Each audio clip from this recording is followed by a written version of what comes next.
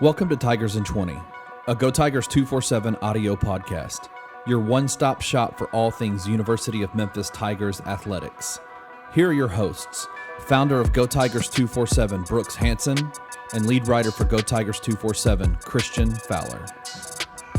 What's up, everybody, and welcome to this week's episode. I'm your host, Christian Fowler, and joining me this week is GoTigers247's Swiss Army knife, Kenny Stubblefield, cameraman, videographer, editor, producer. Man, you wear a ton of hats. Listen, man, when you're a man of many talents like I am, you're just looking for your shot, man. And so Brooks goes out of town. He goes out of town and I get the phone call. Like I am the Josh Jackson of GoTigers247. I've been in the G League for a while, and it's time for me to come up to the pro level. Yep, you're the fill-in man, but even with you on, Brooks, there we go. Relegate you back to the G League, Kenny. Brooks, I thought you were gone, Brooks. What is going on right now? I'm hijacking this podcast. I'm on the road in the middle of the night. I got a big Ford F-250. I think it might be Bluegrass Bocephus behind me with this Bryce on in the middle of Kentucky on the Bluegrass Parkway. So I just decided to join you guys for a few minutes before y'all get the show started. So Brooks, you like you mentioned, you're on the way out of town. You were supposed to be there at 6 o'clock. We are currently recording at 9:15, and you are still not there. What happened? Man, so I was supposed to be here around 5 o'clock today, and so I pick up my car from the office, the work car, and I'm not going to throw anybody under the bus like I like to do usually, but somebody didn't do their job, and about 20 miles out of town, a tire blew on the car. Apparently, they should have known that it was having issues, according to the Ford dealership that I sat at for 3.5 hours. So I sat on the side of the road in the middle of nowhere, Alabama, for about 2 hours, and then another 3.5 in the Ford dealership. And so I'm still driving after leaving at 9:30 this morning. I found a bottle of, what was it called? I think I said it's kinky vodka. I think it's vodka.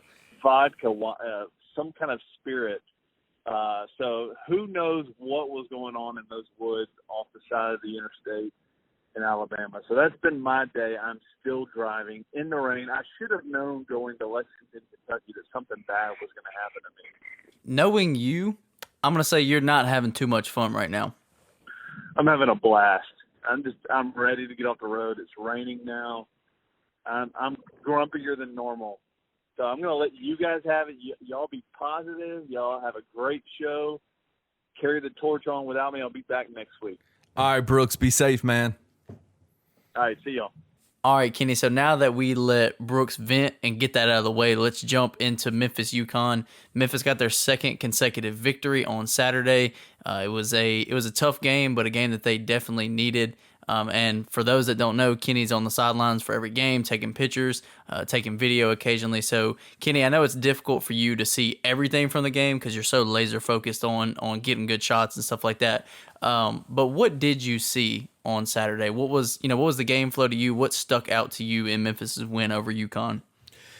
Yeah, I think for me, the big thing that stood out was for the second game in a row, Lance Thomas had another breakout game, right? Where and that seems to be what's going to key the Tigers moving forward over the next, over the rest of their conference play into, the tournaments, is which big is going to step up to complement Precious out there. For a couple of games, Malcolm didn't really do a whole lot offensively, but he added a lot of movement with the ball. He added another layer of rebounding. He added a defensive stopper at the rim.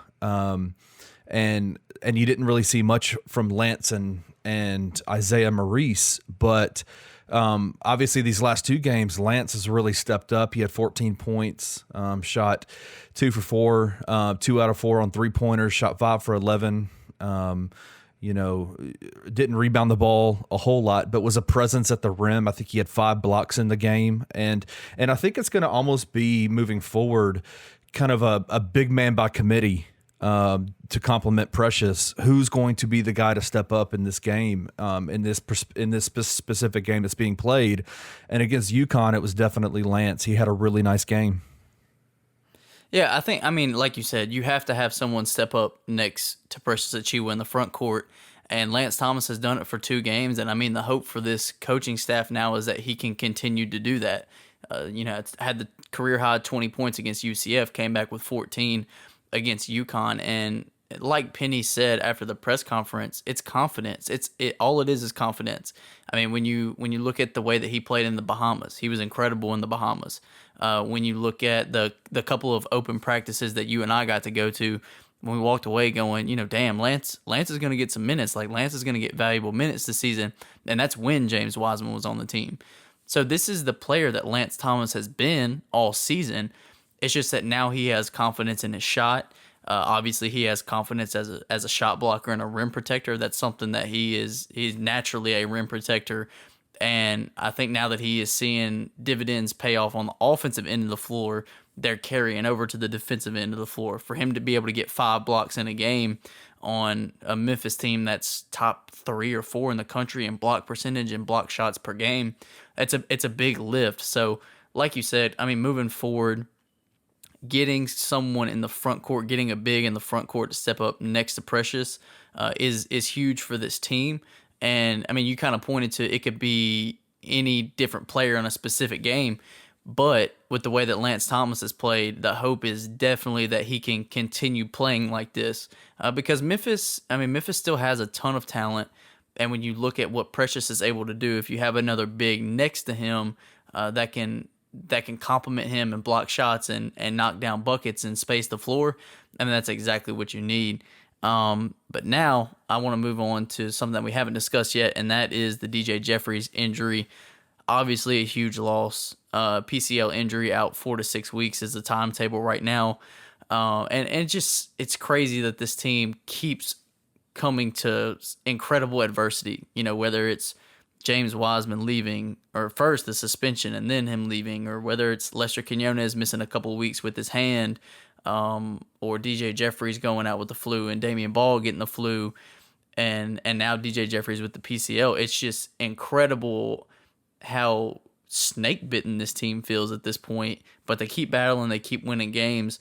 And, Kenny, as someone who's watched every game this year and seen just about every play that you could see, how big of an impact does this injury make for Memphis with DJ Jeffries gone for 4 to 6 weeks? The one thing I would say is the Tigers really don't have many people that can get their shots off at any moment, at any point, at any place on the court. With Precious can, James obviously could have when he was here. And I think DJ was the only person that has consistently throughout the year done that. And so with DJ in the game, I mean, with him being as big as he is, and being as athletic and as smooth and can shoot the ball, he has a pretty silky smooth jumper. It's going to be difficult because I think that's one of the things. If you watch the Tigers play, there are moments where, man, the ball is moving and skipping and going side to side, and they're running sets that very clearly you can tell what they're trying to do. And then at times the ball just gets stuck and it just bogs down.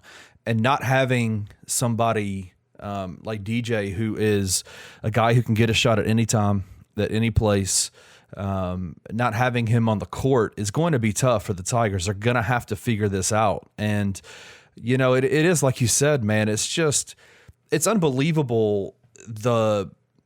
It just feels like shot after shot after shot, against the Tigers this year in terms of just kind of stifling some momentum that they came into the season with. But I'll say this, one of the things that I do enjoy about being on the floor is that I get to hear a lot and I get to see a lot of things. I get to see how the team interacts with each other.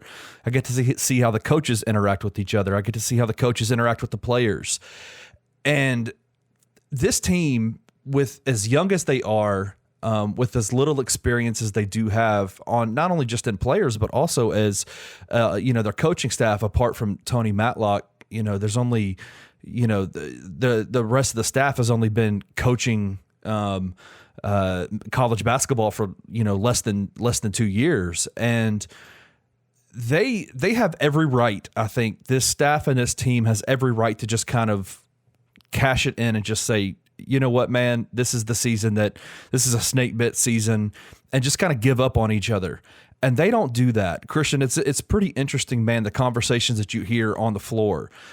These guys encourage each other on a consistent basis, and they are constantly teaching. The coaches are constantly teaching, and the players are constantly talking to each other and just trying to figure out how to make the best of a rough situation. And it's pretty incredible, man, how they've stuck together. And I think a lot of that is on Penny's shoulders. I think that is one part of the coaching thing that he doesn't get enough credit for, is how he's kept this team close and how he's kept this team together. And it's impressive, man, because they've been through it this year. It's been a rough year in terms of just outside things, things that they cannot control impacting the game for them.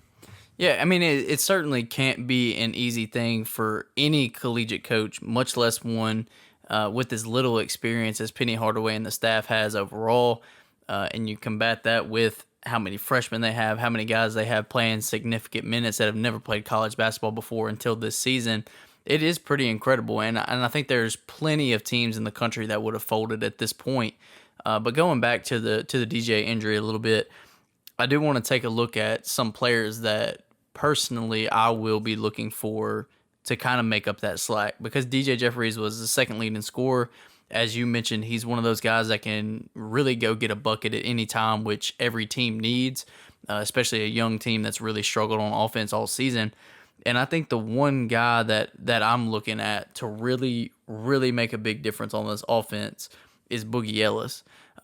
He had the back-to-back double-digit scoring games, had another good game against UConn. It wasn't necessarily as impressive on the box score, but if you watch the game and watch the way he plays, you see a different aura about him. It's different now. It's not the same way it was 2 or 3 weeks ago when he would get in, miss a shot, and be dejected and really just couldn't get anything going. And I think the key to that is something that Penny did that I personally think was a great move, and it's letting him run the floor, letting him play point guard. Because everyone wanted to say he was a combo guard coming out of high school, that he could play off ball, that he would be better off ball than on the ball.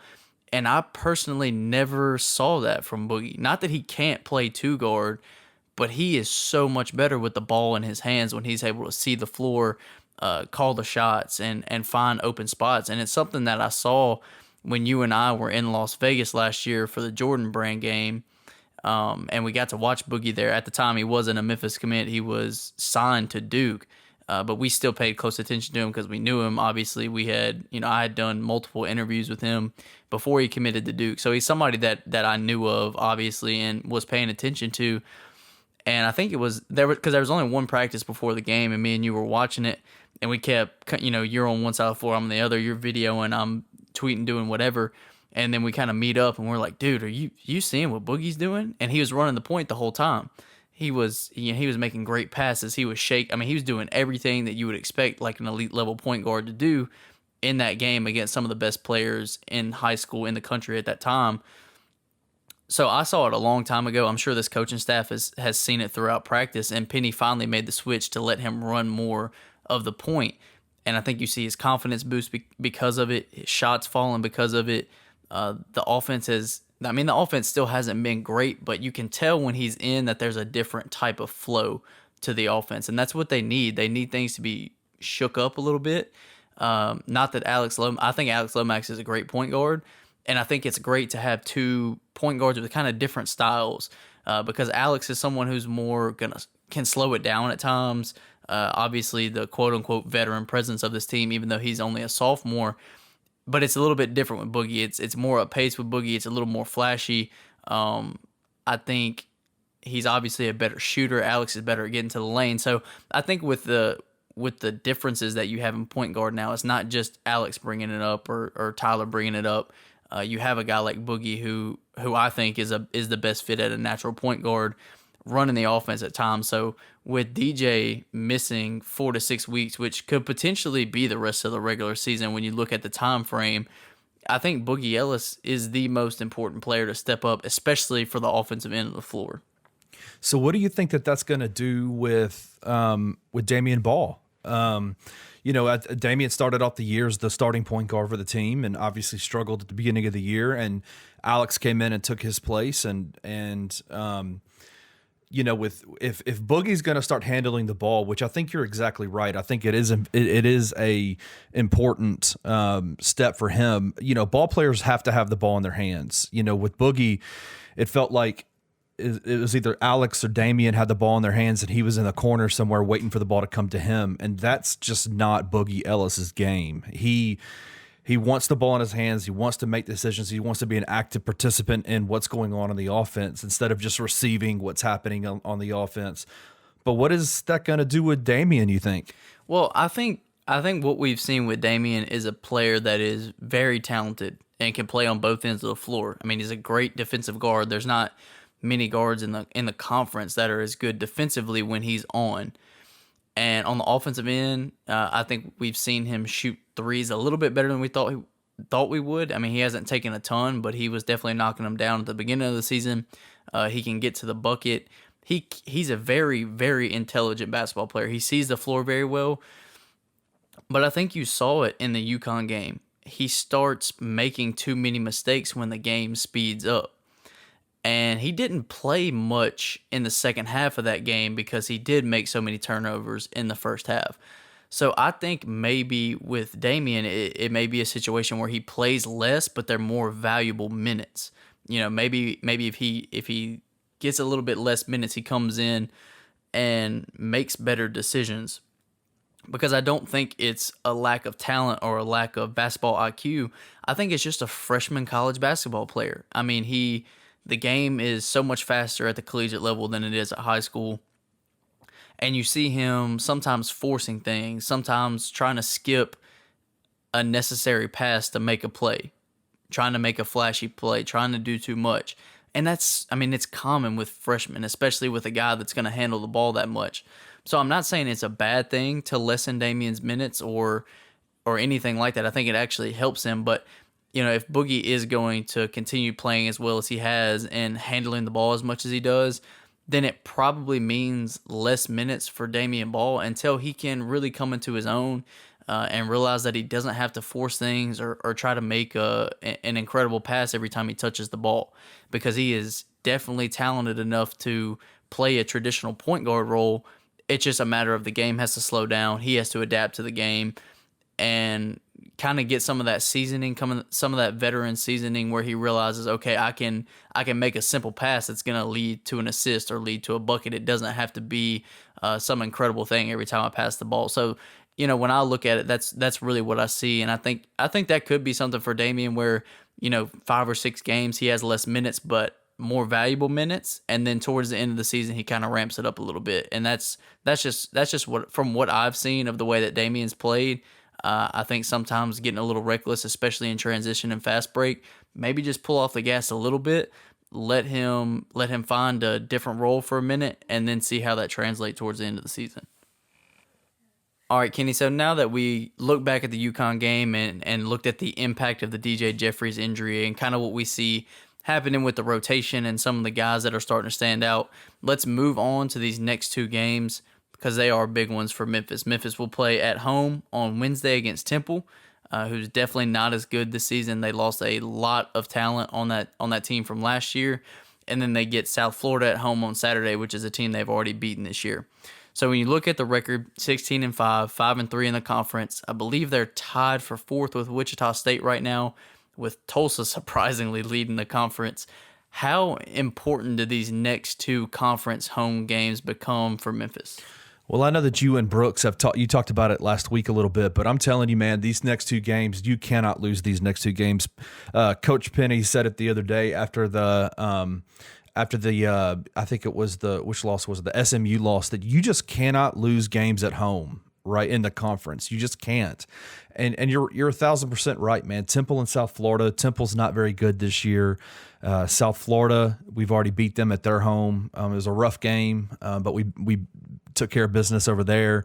We've got them coming back here to Memphis next Saturday. But man, this Temple and South Florida game are massively important. If you drop any one of these two games, it's going to be a very rough rest of the season, because coming up after that, you're at Cincy and then you go back to UConn, or you go to UConn and run it back from this previous game that we just discussed. So they're playing some tough games on the road, man. The rest of this season is going to be hard. They got Cincy, UConn, SMU, Tulane, and Houston on the road. So it's going to be, they've got these next two games are must wins against Temple and South Florida. Yeah, there isn't much room for error at this point. And I think it's kind of what you expect from a team that's this young. They're going to go on the road and drop some games. I mean, you obviously don't expect a loss like Tulsa, but these types of bumps and bruises happen with a young team. So when you look at the next two games, they're home. They're against one team that you've already beaten and a Temple team that's just really not that good this season. And rightfully so. They lost a ton of talent from last year. So these next two games are must wins, like you said. I mean, and you mentioned Penny saying that you cannot lose conference home games, especially to teams that you're supposed to beat. So you have to take care of business. And the biggest reason, other than the fact that, you've already lost 5 games on the season, and you've lost games to Tulsa, who's leading the conference, and to Wichita State, is that road stretch that you talked about. Cincinnati, Memphis has already beaten Cincinnati by 11 this season, but Cincinnati is a team that is always much better at home. They have a great environment at their arena, so that's a tough game every time you go there.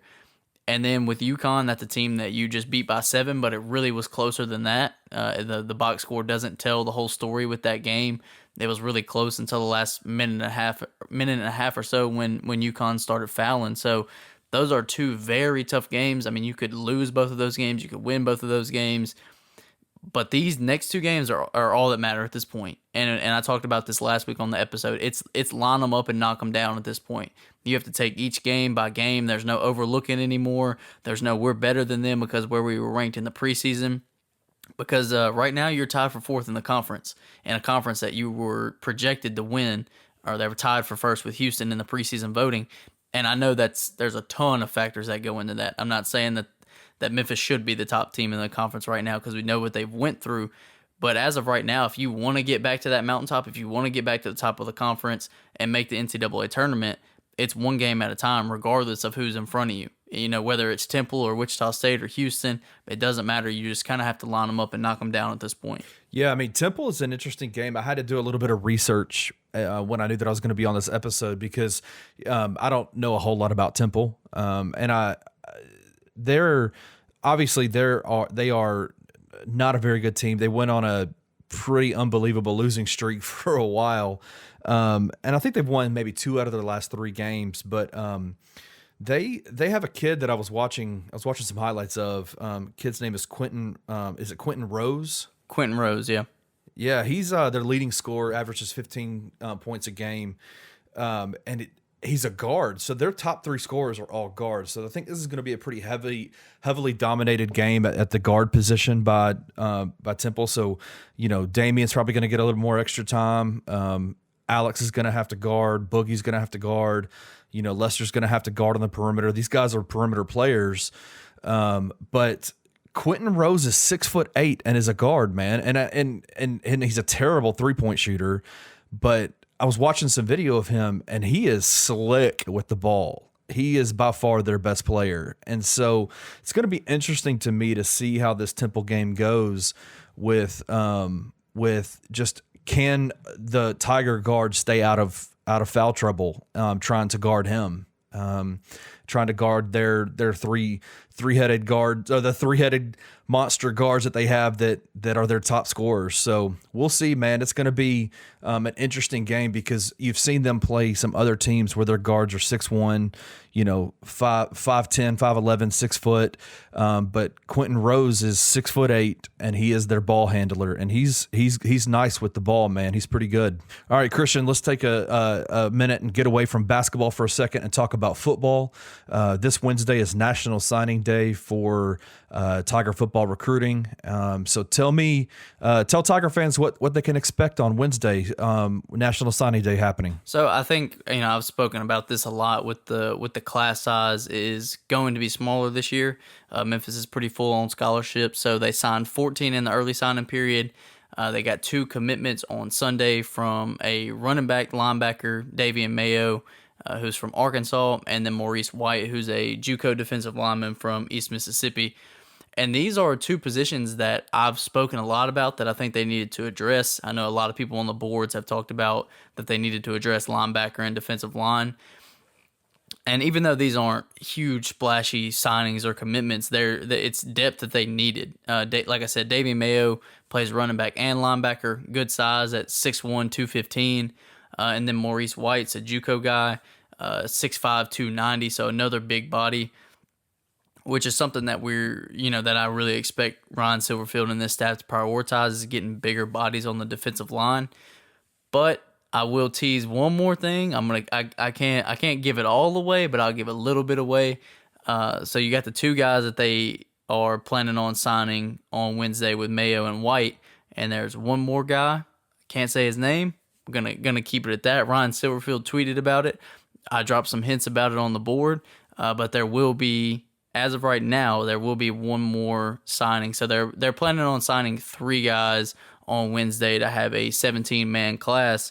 And when you look at what they've signed, I know a lot of people are like, we're 75th or 77th, whatever they are right now, for the 247 Sports team rankings. But something that, a lot of people don't understand that you really have to look at with that is the average rating per recruit. So what that is just obvious. I mean, it's pretty self-explanatory. It's just an average of all the commitments or signees. And this is Memphis's highest, I believe, ever. I believe this is the highest they've had in history. I think it's at 84.7 right now.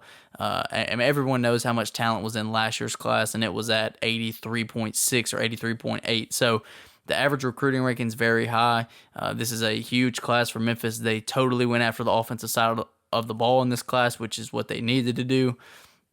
And then they're hitting defenses in the spot that they need to. They know how many scholarship guys they have on defense, so they're filling in the gaps where they need to. So when you look at this class, obviously the first thing you have to see is that a 17-man class isn't going to be a top 50 class in the country just because of how few players that are in it. But sometimes you have to go for quality over quantity, especially when you're low on scholarship. So that's exactly what Memphis did. Like I said, it's one of the best classes they'll ever sign in school history. So National Signing Day, not as exciting as the early signing period, obviously with only 3 guys signing versus 14. But still a good day to monitor a little bit. Like I said, there will be one surprise in there that people haven't heard of yet. So the other day, Christian, you were telling me that you gave me a countdown on how many more days until spring football starts. What was that again? When does spring football start back? Oh, you put me on the spot. I think it's March 9th, March 8th. It's coming up. It's like a month and a half or a month. Yeah, a little over a month.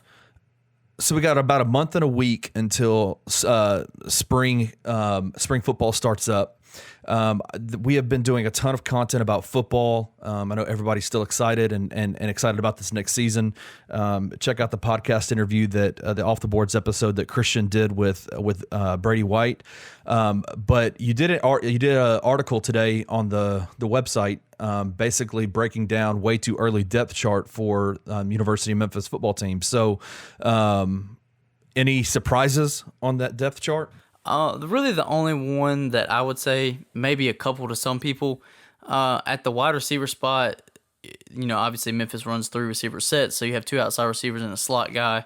The receivers I projected were, the obvious is DeMonte Coxey, who's going to be the number 1 receiver once again this year.